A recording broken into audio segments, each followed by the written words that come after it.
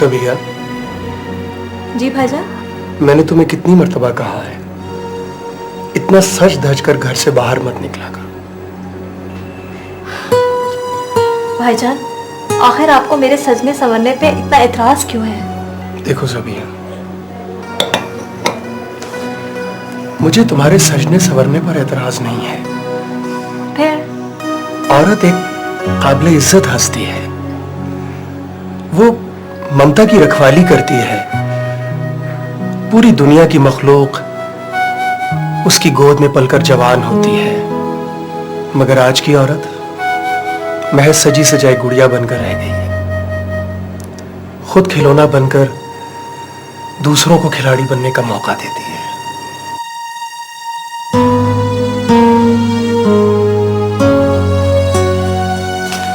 ये सुबह सुबह खरबूजा ले ली तुम्हारी, पसंद है ना?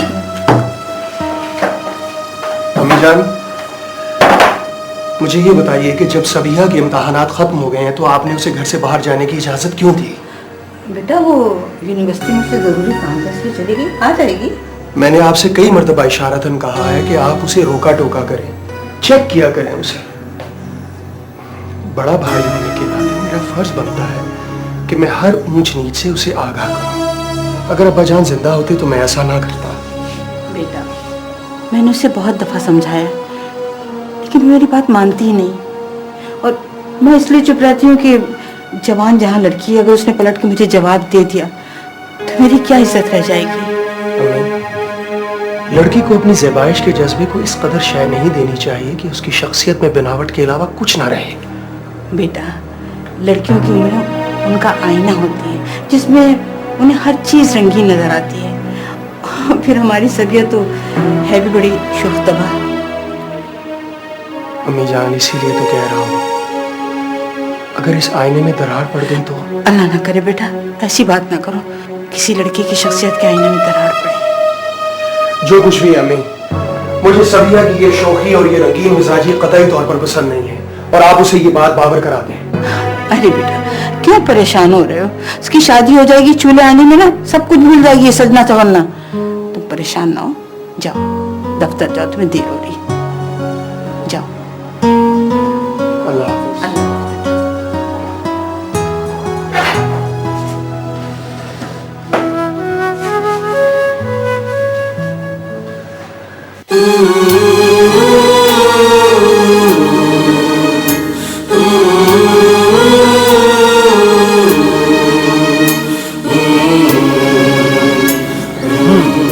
Thank you.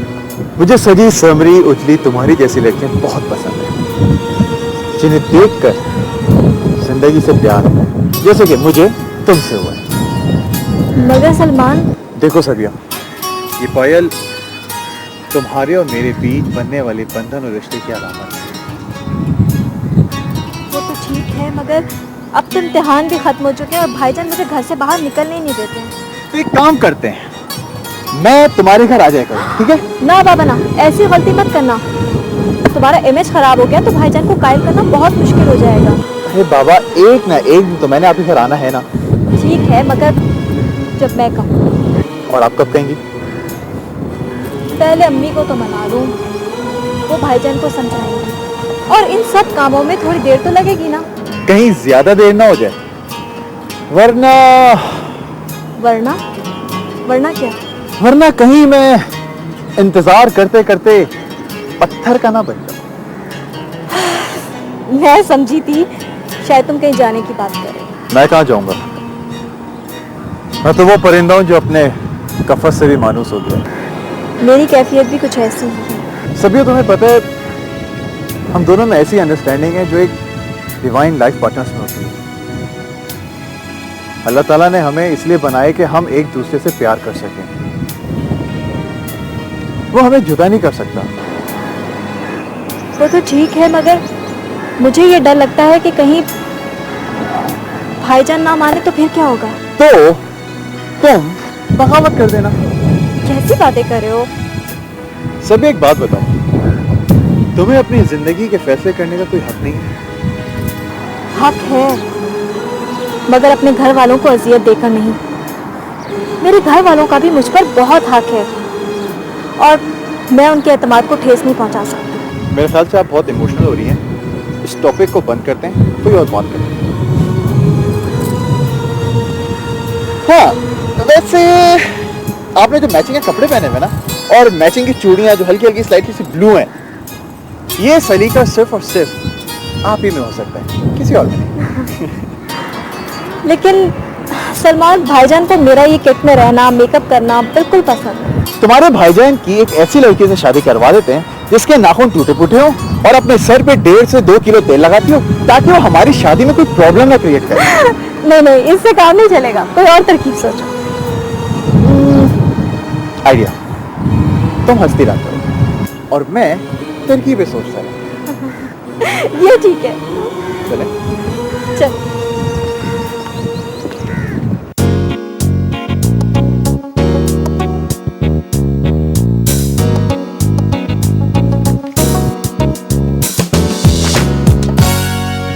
सर कैसा लगा आपको मेरा आइडिया? वंडरफुल। मैंने तो इससे अप्रूव भी कर दिया है। बस बॉस की तरफ से फाइनल अप्रूवल मिल जाए तो फौरन इस पर काम शुरू कर देंगे। Thank you very much sir. You are welcome. Good work. Thank you sir. हाँ साजिद, ये लड़का जो काशिफ है, तुम्हें कैसा लगा? बस ठीक है, ऐसा कोई खास भी नहीं। मुझे तो बहुत अच्छा लगा। तुम्हारी पसंद का फोकस इसकी किस खूबी पर है? इसकी सादगी, इसकी शराफत, इसकी साफ गोई, सभी बातें हैं इसमें। बहुत ही सादा सा लड़का है। बनावट नाम की कोई चीज़ नहीं है इसमें। तकरीबन 1 साल से हमारे ऑफिस में जॉब कर रहा है, लेकिन कोई शिकायत सुनने में नहीं आई। Sir, may we come in? Yes. Sir, ये हमारा अपॉइंटमेंट लेटर है। बॉस ने कहा था कि हम आपसे मिल लें ताकि आप हमें हमारा काम समझा दें। जी ठीक है, आप बाहर लॉबी में तशरीफ रखिए, मैं वहीं आता हूँ। Thank you sir. यार साजिद, मेरी समझ में नहीं आता कि नसीर साहब को हो क्या गया है। आखिर इन लड़कियों को हमारे ऑफिस में अपॉइंट करने की क्या जरूरत है? यार तुम बहुत बोर और सनकी आदमी हो। तुमने वो मिसरा नहीं सुना, वजूद जन से है तस्वीर कायनात में रंग। जी, वो रंग असली रंग होते हैं, ये मसनूई रंग नहीं जो मेकअप की वजह से होते हैं। इन रंगों की लेपा पोती की वजह से असली रंगों की खूबसूरती भी मान पड़ जाती है, बल्कि बिल्कुल डिस्टॉर्ट हो जाती है, तबाह हो जाती है। तुम्हारा है फलसफा रंग भी अपनी समझ से बाहर है। एनीवे, मैं जरा बॉस से मिलकर आता हूँ। जरा पूछो ये क्या डेवलपमेंट है। देखो बेटा, मुलाजमत की इजाजत हम तुम्हें नहीं देंगे। लेकिन अम्मी जान, इतना पढ़ लिख कर तो मैं घर बैठ जाऊं। तुम्हें तालीम हासिल करने का शौक था, वो पूरा हो गया। अब हम चाहते हैं कि तुम्हारी शादी हो। और रही मुलाजमत करने की बात, तो वो तो तुम शादी के बाद अपने शौहर की रजामंदी से करना। मुझे शादी से इनकार नहीं है, लेकिन इसका जॉब से क्या ताल्लुक? ताल्लुक है बेटा। हो सकता है तुम्हारे शौहर को मुलाजमत करना अच्छा ना लगे। मेरा शौहर इतना तंग नजर नहीं हो सकता। तो देखो, जैसा भी होगा तुम उसकी बात तो माननी पड़ेगी। अम्मी जान, आप शर्त रख दीजिएगा ना कि हमारी बेटी जॉब करेगी और बस। अल्लाह करे को तुम्हारी हर बात माने। आप तो ऐसे कह रही हैं जैसे कि आप मेरा हाथ किसी अजनबी के हाथ में दे देंगी और मेरी मर्जी भी पूछी नहीं जाएगी।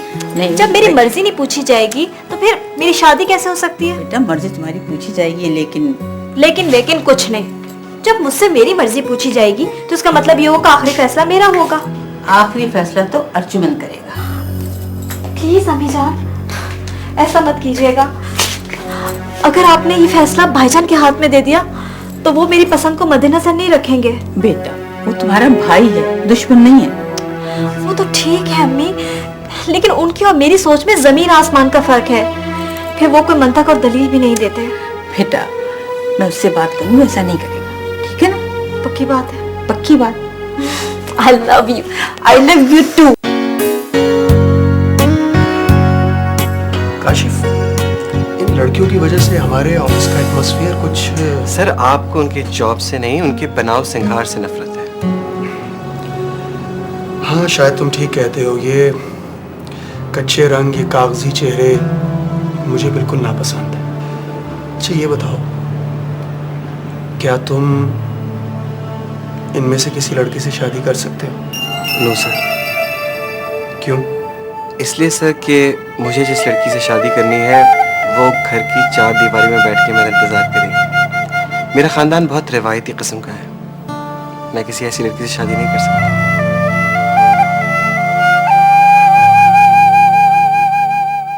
भाईजान, आज खाना मैंने बनाया है। अच्छा है। अच्छा नहीं, बहुत अच्छा है। तारीफ करो ना तो थोड़ा दिल खोल के किया करो। ऐसे माशाल्लाह मेरी ये बेटी ना हर काम बड़े सलीके से करती है। इसमें कोई शक नहीं। थैंक यू भाईजान।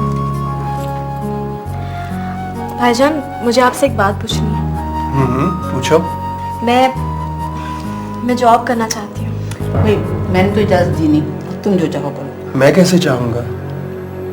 आपको मालूम होना चाहिए कि मुझे लड़कियों का जॉब करना बिल्कुल पसंद है। लेकिन भाईजान, इस तरह तो मेरी तालीम बेकार हो जाएगी। हो जाए। मैं सोसाइटी के लिए कुछ कंट्रीब्यूट करना चाहती हूँ।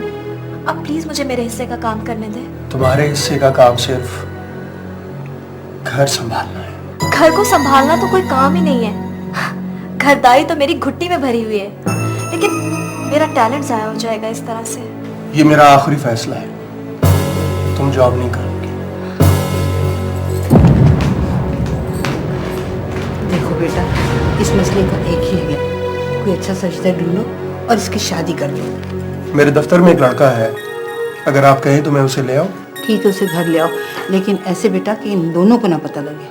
ये दोनों एक दूसरे को देख लेना तो फिर हम बात को आगे बढ़ा लेंगे। लेकिन अम्मी जान, आप सबिया को समझा दें, उसे मेरे फैसले का एहतराम करना होगा।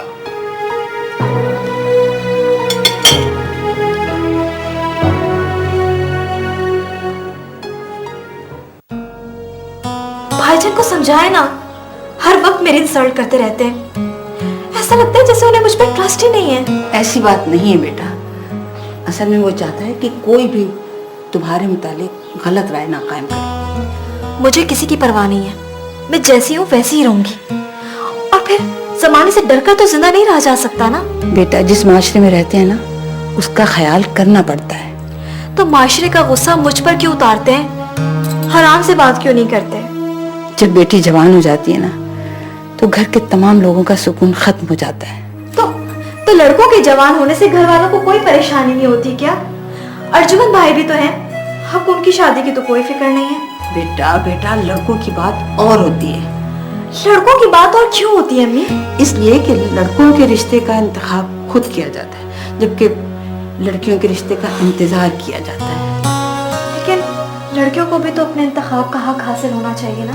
नहीं जान, दुनिया की रीत नहीं बदली जा सकती। तुम्हारे लिए रिश्ता आया है। रिश्ता? अम्मी जान, ये मेरे दोस्त हैं काशिफ, मेरे साथ ऑफिस में होते हैं। अस्सलाम वालेकुम आंटी। जी जरा बेटा। और काशिफ, ये मेरी बहन है सबिया। कैसी हैं आप? जी मैं ठीक हूँ। अच्छा सबिया, चाय की बहुत तलब हो रही है, अच्छी सी स्ट्रॉन्ग सी चाय बनाओ, ठीक है? और हाँ, हम बाद में खाना भी खाएंगे। तुम लोग बैठो, मैं बना के लाती हूँ, बातें करो तुम लोग। काशिफ, सबिया ने अभी पिछले दिनों ही अपना मास्टर्स कंप्लीट किया है। माशाल्लाह। कहीं मुलाजमत नहीं करती? नहीं, वो मैंने इजाज़त नहीं दी हुई। ये आपने बहुत अच्छा किया। मैं खुद इस चीज़ के हक में नहीं हूँ कि ख़वातीन जॉब करें। और औरत अगर टैलेंटेड हो तो? औरत अगर टैलेंटेड हो तो उसे अपना टैलेंट बच्चों की तरबियत के लिए इस्तेमाल करना चाहिए। बाय द वे, आपके यहाँ टैलेंट की डेफिनेशन क्या है? कुछ भी हो, इस वक्त बात औरत की मुलाजमत की हो रही है। मेरा ख्याल है मैंने अपना मौक़िफ़ बता दिया है। आप मुझसे इख्तिलाफ कर सकती हैं। ये लो बेटा चाय। प्लीज़। बेटा, तुम्हारे वालिद क्या करते हैं? आंटी, अब्बू तो टेलीफोन के महकमे में काम करते थे, अब रिटायर हो चुके हैं। एक बहन है शादीशुदा, हर साल छुट्टियां गुजारने अपने बच्चों के साथ आ जाती है तो खूब रौनक लगती है। और वालदा? अम्मी का तो इंतकाल हो गया जी। बड़ा अफसोस हो बेटा। अच्छा भाई, आज हमें बहुत सारे काम हैं। ये फाइल्स आप देख रहे हैं, हमने स्टडी में जाकर इन्हें कंप्लीट करना है। तो आप लोग हमारे लिए अच्छा सा खाना बनाएं, हम ये चाय स्टडी में जाकर ही पिएंगे, राइट? हमें आप एक्सक्यूज करें। Thank you.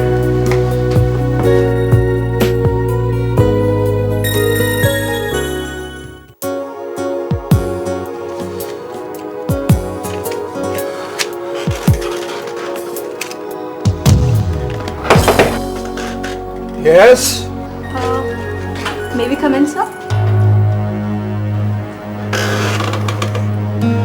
जी आइए।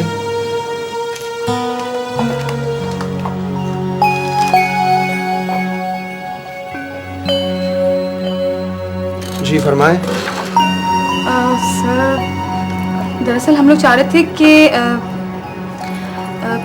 अगर आज का लंच आप हमारे साथ करते तो। सॉरी, हमारे ऑफिस में इकट्ठे बैठकर लंच करने की कोई रिवायत नहीं है। सर रिवायात तो तोड़ी भी जा सकती हैं ना। देखिए, मैं ज़ाती तौर पर बहुत रिवायत पसंद हूँ।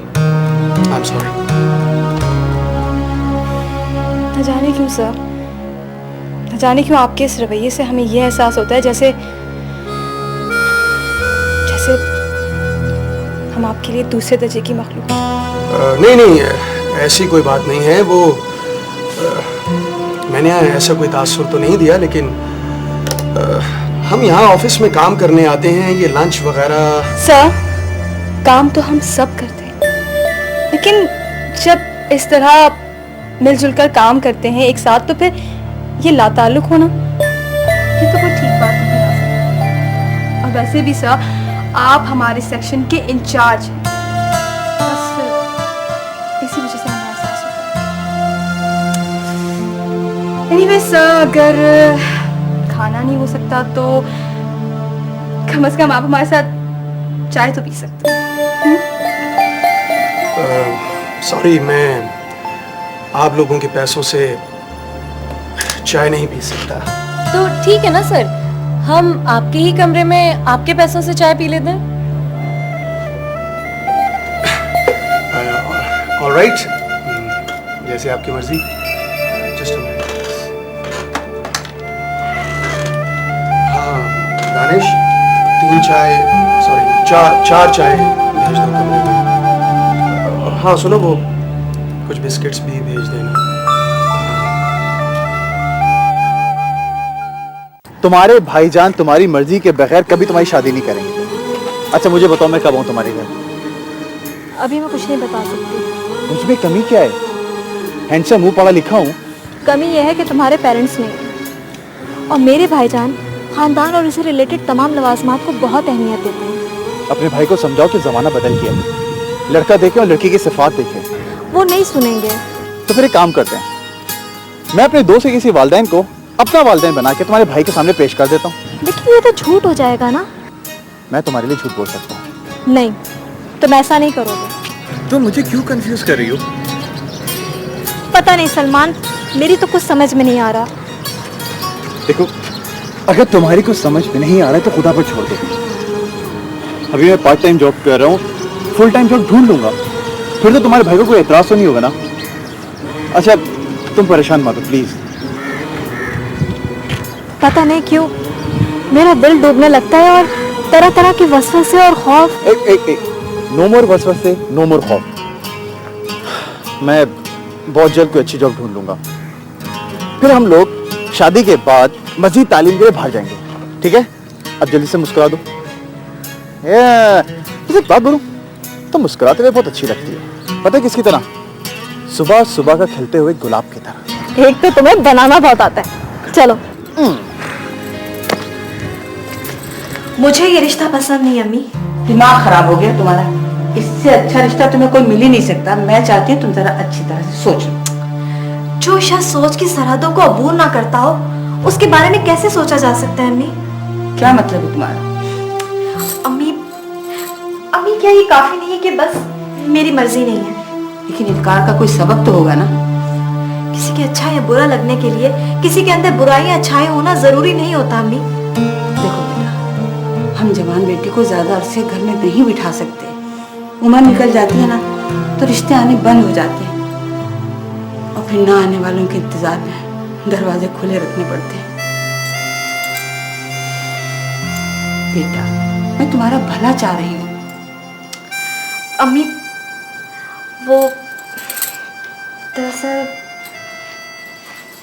मैं ये कहना चाह रही थी कि मुझे सलमान पसंद है।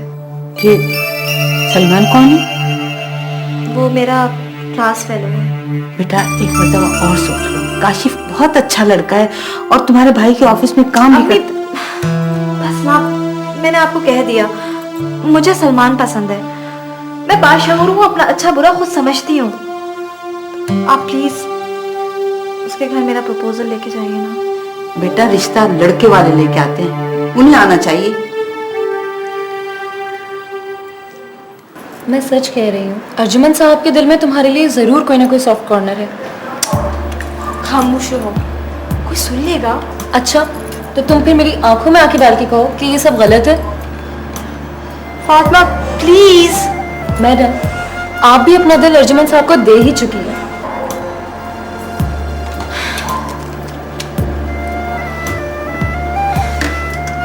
नहीं, ऐसी कोई बात नहीं, समझ में आया। और वैसे भी हम लोग यहाँ पे ऑफिस में काम करने के लिए आते हैं। ये तो भाई, हम कोई रिपोर्ट तो नहीं, हमारे भी जज्बात हैं, हमारी भी फीलिंग्स हैं।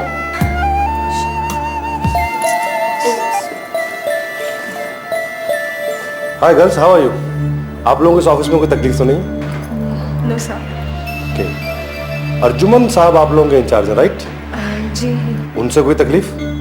नो सर, वो तो बहुत अच्छे इंसान है। I see. Okay okay, what about over time? अगर आप लोगों को अगर रुकना पड़े तो? सर, हम ज़्यादा देर तक नहीं ठहर सकेंगे।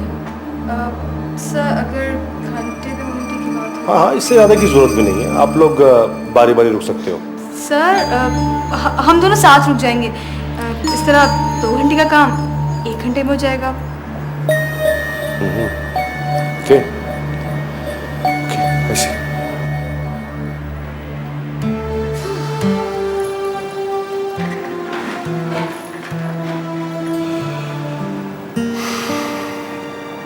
इसका मतलब है कि सबिया ने खानदानी रिवायात से बगावत कर दी है। नहीं बेटा, वो बगावत नहीं कर रही है। उसने अपनी पसंदीदगी का इजहार किया है। हम ऐसा करते हैं कि उस लड़के को बुलाकर उससे मिल लेते हैं, फिर उसे अपना फैसला भी सुना देंगे। ठीक है अम्मी, अगर आपकी यही मर्जी है तो आप उस लड़के को बुलवाइए। जरा हम भी तो देखें मोहतरमा की पसंद कैसी है।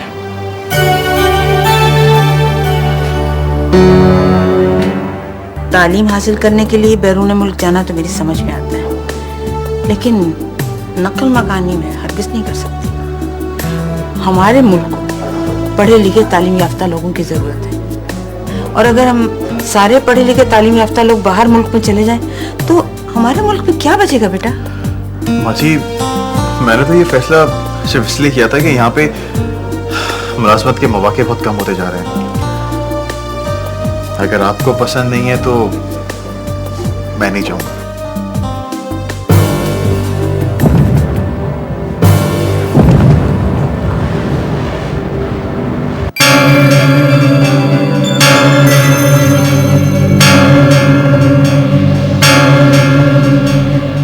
भाईजान, ये सलमान है।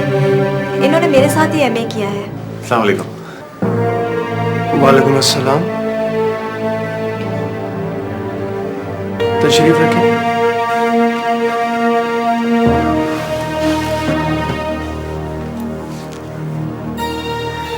तुम्हारे वालिदैन कहाँ हैं? वो नहीं है। इसीलिए मैं समझा नहीं। तुम्हारा लिबास और हुलिया शुरफा के लिए काबिल कबूल नहीं। अब तो शुरफा की भी तारीफ बदल गई है सर। वालिदैन के सख्त बर्ताव और डिसिप्लिन की वजह से बच्चों ने शख्सी आज़ादी हासिल करना शुरू कर दी थी, बगावत शुरू कर दी थी, हिप्पी बन गए थे वो लोग। लेकिन अब वो दौर गुजर गया। अब तो वालिदैन भी समझ गए कि शख्सी आज़ादी का ये मतलब नहीं है कि इंसान अपनी तहजीब और अपनी रिवायात की नफी करना शुरू कर दे। कौमें इस तरह से अपनी शनाख्त ही खो बैठेंगी। इंसान की शनाख्त इंसानियत है और गैर मशरूत मोहब्बत में रंग, नस्ल और कौम का इम्तियाज नहीं रहता सर। ये सब बातें किताबों में अच्छी लगती हैं, अमली जिंदगी से इनका कोई ताल्लुक नहीं है। माँ जी, मैं बहुत थक चुका हूं। Excuse me.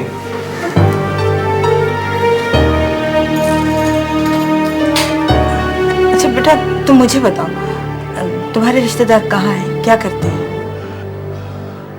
माँ जी, मैं बहुत छोटा था जब मेरे वालिदैन गुजर गए। फिर बाद में मुझे मेरी आपा ने पाला, वो भी एक हादसे का शिकार हो गई। एक छोटे से इलाके में एक छोटे से घर में रहता हूँ और पार्ट टाइम जॉब करता हूँ। माशाल्लाह, बड़े बाहिम्मत लड़के हो।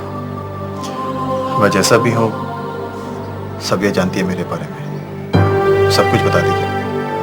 अब मुझे इजाज़त दीजिए, मैं चलता हूँ। खुदा हाफिज़।